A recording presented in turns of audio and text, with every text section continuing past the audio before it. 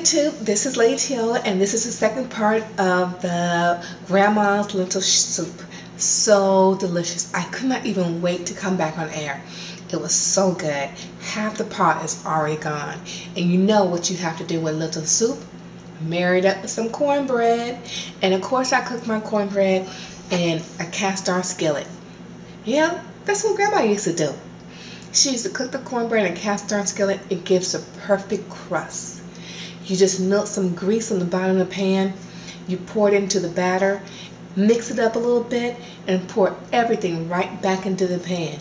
What you end up with is a really crispy, delicious bottom that's just crunchy. That little crunch to it that just makes it taste so good.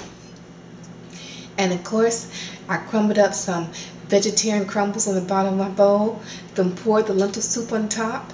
You can also put some balsamic rice with it too. Either way, it's totally delicious. Now let's go over some key points to make your perfect lentil soup. Coconut milk, flavor your pot, season that water, and I make sure I use the vegetable broth in part of my water. You want to season the pot. Those are my key ingredients. Season the pot, vegetable broth, and lots of coconut milk. And what you end up is something that is creamy, something that is nice and delicious. I hope you get a chance to try it. Let's take a shot of it. You got your cornbread and you got your pot of lentil stew. That is absolutely delicious. I'm going to get a big spoonful. Don't worry, the spoon is clean. There's no double dipping here.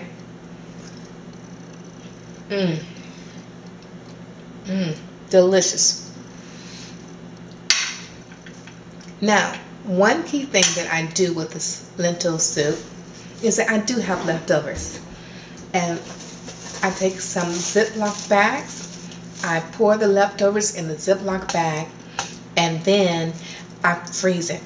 So when I come home, I could just pull out a serving or two out of the freezer and it is ready to go.